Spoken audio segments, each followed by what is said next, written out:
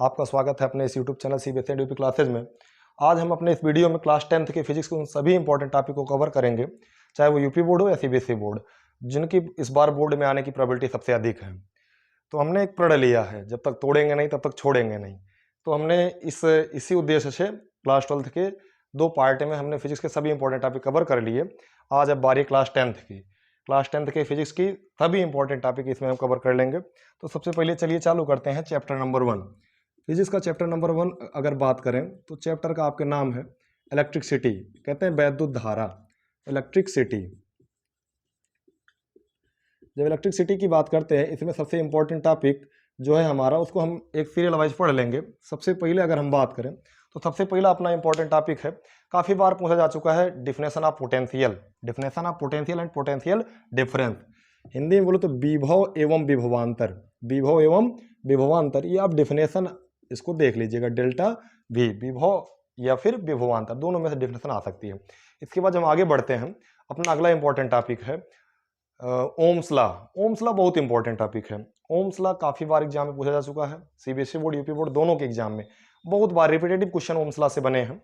सीधा सीधा सबसे डायरेक्टली आपसे ओम्स लॉ ही पूछ लेगा। दूसरे इंपॉर्टेंट टॉपिक की बात करें अगर हम, तो ओम्स लॉ। ओम्स लॉ बहुत इंपॉर्टेंट टॉपिक है। ओम्स लॉ बोले तो ओम का नियम। ओम्स लॉ की अगर बात करें तो यहाँ से एक नया टर्म आपको मिल जाएगा ओम्स लॉ में। ओम्स लॉ में जो नया टर्म मिलेगा बोलते हैं रेजिस्टेंस, बोले तो प्रतिरोध, रेजिस्टेंस कहते हैं प्रतिरोध आर। ओम्स लॉ कहता है क्या है, as physical condition remaining constant, भौतिक परिस्थितियां अपरिवर्तित होने पर potential across the end of a conductor is directly proportional to current flowing through it. बोले तो किसी चालक के सिरों के मध्य उत्पन्न विभवांतर उसमें प्रवाहित धारा के समानुपाती होता है।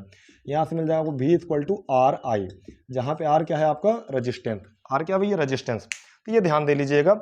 और resistance factor affecting resistance of conductor, इसी से और आपका एक टॉपिक बन जाता है factor affecting resistance. Factor affecting resistance बोले तो प्रतिरोध को प्रभावित करने वाले कारक। ये 3 चीज आप जरूर देख के जाएंगे एग्जाम में। सबसे ज्यादा जरूरी factor affecting resistance and Ohm's law. और इसमें से ये जो आपका कंडीशन है, ये 4 कंडीशन होती है, चारों कंडीशन आप देख लीजिएगा। और इन्हीं कंडीशन के आधार पर आपका आएगा रजिस्टिविटी। रजिस्टिविटी बोले तो रो, आपका रो मिल जाएगा। वहां से आपको जो फार्मूला बनेगा R equal to rho into L by A. तो यहाँ पे रो क्या होता है, रजिस्टिविटी होती है। इसको ध्यान दे लीजिएगा। इसके बाद अगला और सबसे महत्वपूर्ण टॉपिक जो कि 100% प्रोबेबिलिटी है जिसके आने की, combination of resistors. Ohm's law के बाद जो अपना अगला टॉपिक है वो है कॉम्बिनेशन ऑफ रजिस्टर्स। अगर तीसरे इंपॉर्टेंट टॉपिक की बात करें, कॉम्बिनेशन ऑफ रजिस्टर्स, प्रतिरोधों का संयोजन। प्रतिरोधों का संयोजन आप जरूर देख के जाइएगा, कॉम्बिनेशन ऑफ रजिस्टर, प्रतिरोधों का संयोजन। इसको हिंदी में कहते हुए कॉम्बिनेशन ऑफ रजिस्टर, प्रतिरोधों का संयोजन। 2 प्रकार से होता है आपका प्रतिरोधक संयोजन, दोनों हम देख लेते हैं सीरियल वाइज। नंबर 1 होता है आपका सीरीज कॉम्बिनेशन और number 2 parallel combination. Series combination, parallel combination. Series combination Hindi में बोलो तो श्रेणी क्रम संयोजन, और पैरेलल कॉम्बिनेशन समांतर क्रम संयोजन। दोनों आप देख लेंगे, पैरेलल कॉम्बिनेशन, सीरीज कॉम्बिनेशन और पैरेलल कॉम्बिनेशन दोनों आप देख के जाएंगे एग्जाम में। अगर हम सीरीज कॉम्बिनेशन की बात करें तो इसमें जो आपका फार्मूला बनता है R equal to R1 plus R2 plus R3। अगर हम पैरेलल कॉम्बिनेशन की बात करें तो पैरेलल कॉम्बिनेशन में 2 रजिस्टर का कॉम्बिनेशन बहुत इंपॉर्टेंट है। डायरेक्ट फार्मूला आपको मिला होगा, R equal to product by sum, बोलो तो R1 into R2 by R1 plus R2। ये आप देख के जाइएगा। कॉम्बिनेशन रजिस्टर 100% वाला टॉपिक आपके चैप्टर नंबर 1 से। और हम अगर आगे बढ़ें इस चैप्टर में तो मिलता है जूल्स लॉ ऑफ हीटिंग। उसके पहले आप पावर देख लेंगे, पावर की यूनिट देख लेंगे, वाट। और सबसे जरूरी टॉपिक, इसमें 3 टॉपिक आपके कवर अप हो चुके, कॉम्बिनेशन ऑफ रजिस्टर जिसमें 2 प्रकार हम देख लिए। इसके बाद जो अपना अगला टॉपिक है वह है टॉपिक नंबर 4 जो आपका है, वो आपको बताता है भैया पावर। पावर की यूनिट देख लेंगे, जूल्स लॉ ऑफ हीटिंग देख लेंगे। इसमें मिलेगा kilo watt hour, kilo watt hour, kilo watt घंटे एंड जूल। जूल में जो रिलेशन होता है, किलो वाट घंटे और जूल में रिलेशन। तो यहाँ से आपको जो मिलता है formula 1 kilo watt hour equal to 3.6 into 10 power 6 joule. ये रिलेशन का आप डेरिवेशन जरूर देख के जाइएगा। और इसी टॉपिक से पावर से ही आपका न्यूमेरिकल पावर से काफ़ी बार उठाता है। यही टॉपिक इसके अंतर्गत आता है भैया पावर। बोले तो शक्ति, शक्ति से न्यूमेरिकल काफ़ी ज़्यादा बार पूछा गया है, तो आप इस पर न्यूमेरिकल जरूर सॉल्व करके जाएंगे। कॉम्बिनेशन रजिस्टर से भी न्यूमेरिकल, दो टॉपिक है न्यूमेरिकल, कॉम्बिनेशन ऑफ रजिस्टर्स और पावर। और आपको पता हो पावर की यूनिट क्या होती है, वाट। तो पावर की एक और यूनिट होती है भैया horse power, 1 HP। Horse power equal to 746, 746 watt. ये रिलेशन जानते रहे, काफ़ी बार एमसीक्यू में क्वेश्चन पूछा गया है। फिर अगर हम आगे बढ़ें तो अगला एवं अंतिम टॉपिक जो इस चैप्टर का है, जूल्स लॉ ऑफ हीटिंग, उसको भी नोट कर लेंगे। ये आपके महत्वपूर्ण टॉपिक हो गए चैप्टर नंबर 1 से। अगला जो इंपॉर्टेंट टॉपिक है वो क्या है भैया, joules law of heating. Joules law of heating, Hindi में बोले तो जूल की उसमें नियम, इसको ध्यान देके जाएंगे। यहां से चैप्टर नंबर 1 के सभी इंपॉर्टेंट टॉपिक खत्म। आगे हम बढ़ते हैं चैप्टर नंबर 2 पर। तो चैप्टर नंबर 2 की बात करें तो चैप्टर नंबर 2 का नाम है magnetic effect of electric current, वैद्युत धारा के चुंबकीय प्रभाव।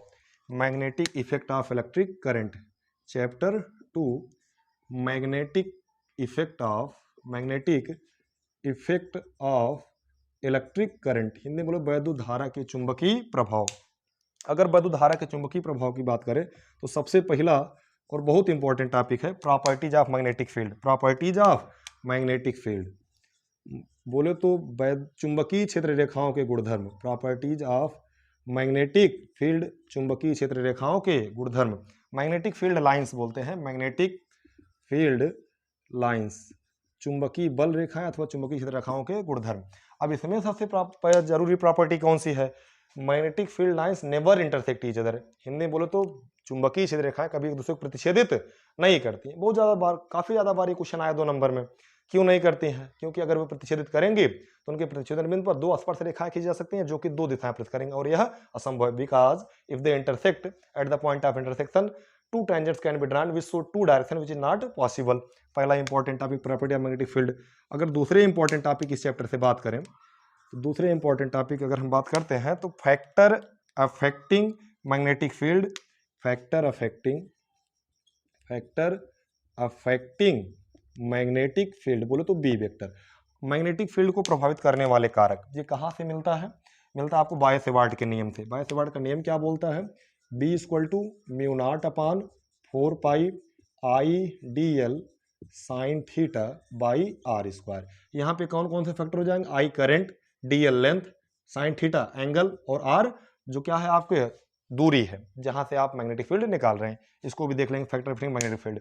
अगर हम इस चैप्टर में अगले इंपॉर्टेंट टॉपिक की बात करें तो हमारा वो टॉपिक नंबर 3 है जो कि बहुत जरूरी है। चैप्टर नंबर 3 इंपॉर्टेंट टॉपिक में आपका आएगा। चैप्टर नंबर 3 बोलते हैं Fleming left hand rule, Fleming left hand rule, Fleming के बाएं हाथ का नियम, जरूर देख के जाएंगे। ये 100% वाला टॉपिक है, बहुत ज्यादा बार पूछा गया है यूपी बोर्ड में भी, सीबीएसई बोर्ड में। फ्लेमिंग लेफ्ट हैंड रूल क्या करते हैं, इसमें हम अपने बाएं हाथ की उंगलियों को एक दूसरे के परपेंडिकुलर सेटअप कर लेते हैं। अब हमारा अंगूठा F, हमारी जो ये मिडल फिंगर है, सॉरी इंडेक्स फिंगर B, और ये मिडल फिंगर I, FBI ऐसे याद रखेंगे। Simple, force, magnetic field, current, बल, चुंबकीय क्षेत्र और धारा, एकदम सिंपली याद किए रहेंगे। ये बहुत जरूरी टॉपिक है और ये दोनों बहुत जरूरी टॉपिक है। अगला जो इस चैप्टर से इंपॉर्टेंट टॉपिक है, चौथा और अंतिम important topic, force acting on a moving charge, किसी गतिमान आवेश पर लगने वाला बल। F बराबर QVB साइन थीटा, किस पर निर्भर करता है, चार्ज पर, वेलोसिटी बोले तो वेग पर, आवेश पर, और वैद्युत क्षेत्र पर, चुंबकीय क्षेत्र पर, सॉरी चुंबकीय क्षेत्र पर, वेग पर और आवेश पर।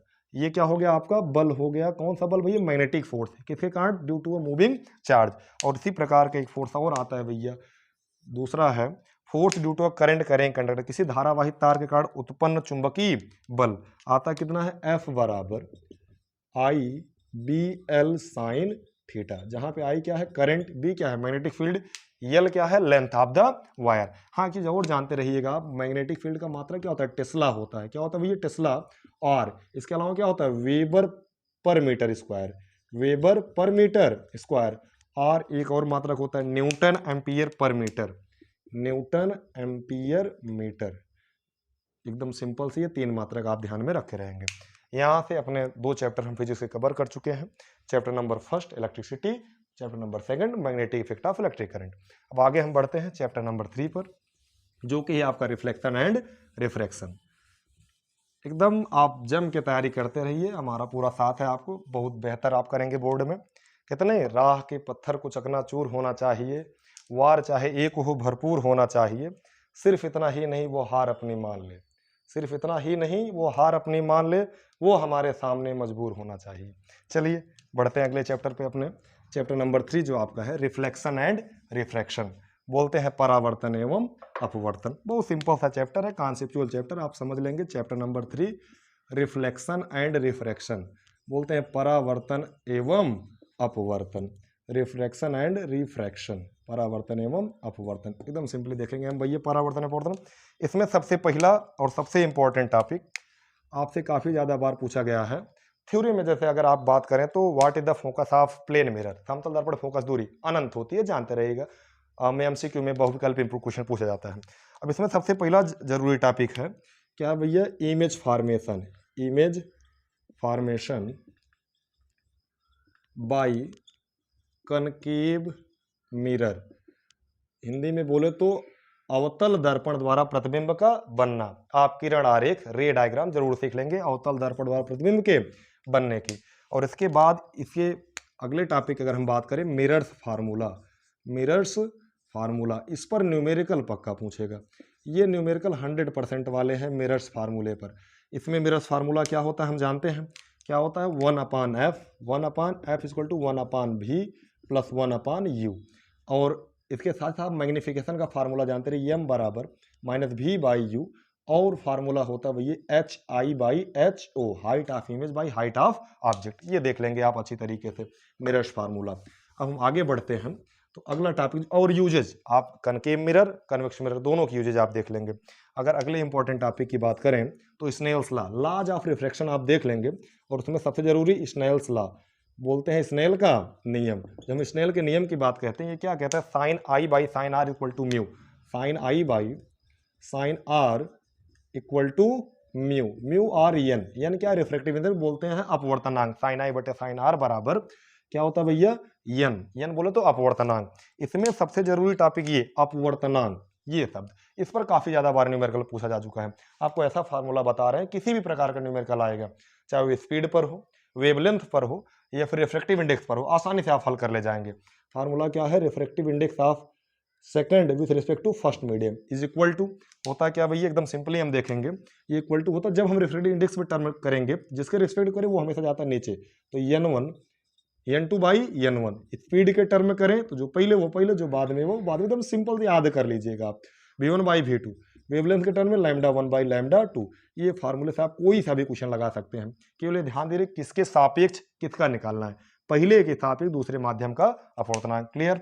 अब इसके बाद आगे हम बढ़ते हैं तो अगला जो अपना इंपॉर्टेंट टॉपिक है इसी से संबंधित है, रिफ्रैक्शन से ही, वो है टोटल इंटरनल रिफ्लेक्शन, शॉर्ट में बोलो तो TIR। चौथा important topic TIR, total internal reflection, पूर्ण आंतरिक परावर्तन। इसके लिए आप आवश्यक शर्तें कंडीशन देख लेंगे, और इसी साथ IC क्रांतिक कोण, क्रिटिकल एंगल, 3 बार आपके यूपी बोर्ड पूछा गया, CBSE बोर्ड में भी 2 बार ये क्वेश्चन आ चुका है पिछले सालों में।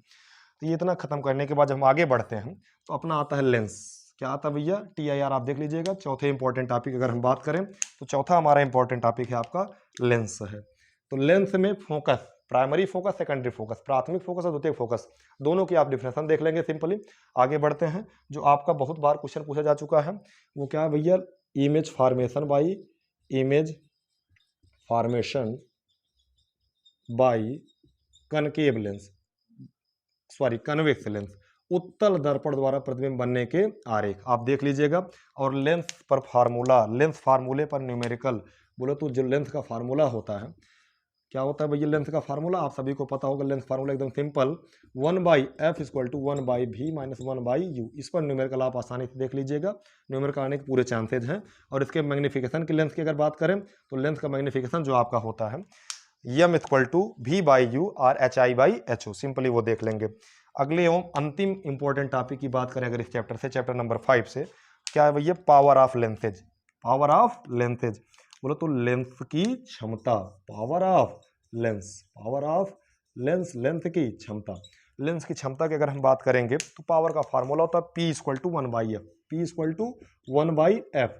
f किस में होता है, ये जो फार्मूला बना P equal to 1/f, f होगा इन मीटर में, अगर आपके क्वेश्चन में, और पावर का मात्रा क्या होता है भैया, यूनिट क्या होती है, डायोप्टर, क्या होती है, डायोप्टर। अगर हम बात करें सेंटीमीटर में, अगर हमारे क्वेश्चन में दिया गया है पावर, तो एकदम सिंपली हम क्या फार्मूला लगाएंगे भैया, 100/f। एफ किस में रहेगा, सेंटीमीटर में। इसकी यूनिट क्या होती है, डायोप्टर। एकदम सिंपली ये फार्मूले हम रिवाइज कर लेंगे। तो ये हमारे क्या हो गए, 3 चैप्टर कवर हो चुके हैं फिजिक्स के। अब बढ़ते हैं अपने अगले चैप्टर की तरफ। चैप्टर 4 आपका human eye, human eye and colourful world, मानव नेत्र एवं रंग बिरंगा संसार। इसमें जब हम इंपॉर्टेंट टॉपिक की बात करते हैं तो सबसे पहला जो हमारा इंपॉर्टेंट टॉपिक है वही है पार्ट्स ऑफ ह्यूमन आई। किसी भी कीमत पर नहीं छोड़ना है, यूपी बोर्ड सीबीएसई बोर्ड दोनों के लिए। पार्ट्स ऑफ ह्यूमन आई, बोलो तो मानव नेत्र के भाग, सभी भाग, आइरिस, रेटिना, कॉर्निया, जितने भी भाग हैं, आप हर एक चीज उसके फंक्शन के साथ उसको रिवाइज कर लेंगे। दूसरे इंपॉर्टेंट टॉपिक की बात करें, ये ऐसा टॉपिक है काफी ज्यादा बार 1-2 नंबर में क्वेश्चन ये बहुत बार पूछा जा चुका है, यूपी बोर्ड हो या फिर सीबीएसई बोर्ड। बोलते हैं एकोमोडेशन पावर। क्या बोलते हैं भैया, एकोमोडेशन, एकोमोडेशन पावर, समंजन क्षमता। एकोमोडेशन पावर बोलते हैं ना, सीलियरी मसल्स के द्वारा जो आई का लेंस होता है उसके साइज को आप बदल सकते हैं, उसी को कहते हैं एकोमोडेशन पावर, समंजन क्षमता। ये थ्योरी में काफी ज्यादा बार क्वेश्चन आ चुका है, एकोमोडेशन पावर। तीसरे इंपॉर्टेंट टॉपिक की बात करते हैं, ये 100% श्योर टॉपिक। ये भैया आप इतना जान लीजिए कि ये 100% sure topic both for CBSE board, UP board. CBSE board तथा यूपी बोर्ड दोनों के लिए 100% वाला टॉपिक है। डिफेक्ट्स इन ह्यूमन आई, बोलो तो मानव नेत्र में दोष, डिफेक्ट इन ह्यूमन आई, मानव नेत्र में दोष। जब बात करते हैं, 2 डिफेक्ट होते हैं, मायोपिया, हाइपरमेट्रोपिया। मायोपिया और दूसरा है आपका भैया हाइपरमेट्रोपिया। हिंदी में बोले तो निकट दृष्टि दोष और दूर दृष्टि दोष, मायोपिया और हाइपरमेट्रोपिया। इसका काज और करेक्शन, कारण और निवारण। इसका निवारण कैसे करते हैं, उचित क्षमता वाले अवतल लेंस का उपयोग। हाइपरमेट्रोपिया दूर दृष्टि दोष निवारण कहते करते हैं भैया, उत्तल लेंस का उपयोग करते हैं उचित क्षमता वाले। तो कारण क्या होता है, दोनों देख लीजिएगा आप क्लियरली, ये 100% वाले टॉपिक है, मायोपिया और हाइपरमेट्रोपिया। इसके काज, करेक्शन, मतलब कारण क्या होता है, निवारण क्या होता है। ये आपके हो गए इंपॉर्टेंट टॉपिक 3। और चौथा जो आगे जब बढ़ते हैं इंपॉर्टेंट टॉपिक की बात करते हैं, तो इस चैप्टर में जो हमारा चौथा इंपॉर्टेंट टॉपिक है, डिफ्रैक्शन थ्रू प्रिज्म। आप रिफ्रैक्शन थ्रू प्रिज्म, प्रिज्म द्वारा प्रकाश का अपवर्तन, refraction, refraction and dispersion, dispersion दोनों देख लेंगे, refraction and dispersion through prism. बोलो तो प्रिज्म द्वारा प्रकाश का अपवर्तन एवं वर्ण विक्षेपण। जब हम अपवर्तन की बात करते हैं, रिफ्रैक्शन की बात करते हैं, तो इसमें फार्मूला आपका बनता है, फार्मूला एकदम सिंपल बनता है आपका। क्या बनता है फार्मूला, फार्मूला इधर देख लेते हैं हम, क्या बनता है भैया, n = sine a plus del m पूरे का बाई 2, पूरे का बाई साइन a/2। तो ये फार्मूला आप देख लीजिएगा। अगर आपका थिन लेंथ पूछा है, पतले लेंथ के लिए कहानी आ गई, फॉर थिन लेंथ। जब हम थिन लेंथ की बात करते हैं पतले लेंथ के लिए, तो हमारा फार्मूला बनता है डेल एम = n-1 इंटू ये। आप देख लेंगे एकदम सिंपली, न्यूमेरिकल भी इस पर आ सकता है। उसके बाद अंतिम टॉपिक जो आपका है इस चैप्टर से, क्या बोलते हैं, डिस्पर्जन, तो आप पढ़ेंगे ही। साथ साथ स्कैटरिंग ऑफ लाइट, प्रकाश का प्रकीर्णन, प्रकाश के प्रकीर्णन पर जो आधारित घटनाएं हैं, और वायुमंडलीय अपवर्तन, एटमॉस्फेरिक रिफ्रैक्शन, प्रकाश का प्रकीर्णन एवं एटमॉस्फेरिक रिफ्रैक्शन। एटमॉस्फेरिक रिफ्रैक्शन बोले तो वायुमंडलीय अपवर्तन और प्रकाश का प्रकीर्णन, atmospheric refraction and dispersion of light पर जो क्या है आपकी भैया घटनाएं हैं, और स्कैटरिंग ऑफ लाइट, प्रकीर्णन और वर्ण विक्षेपण, सूर्य का रंग लाल होना, ये सभी घटनाएं आप आसानी से पढ़ लेंगे। यहाँ से हम जितने भी फिजिक्स के मोस्ट इंपॉर्टेंट टॉपिक थे, जिनकी भी बोर्ड में आने की प्रोबेबिलिटी सबसे अधिक है, चाहे वो न्यूमेरिकल टाइप हो, कभी कभी इस पर न्यूमेरिकल भी पूछता है, लेकिन ये दोनों आप किसी कीमत पर नहीं छोड़ के जाएंगे, समंजन क्षमता भी नहीं छोड़ के जाएंगे।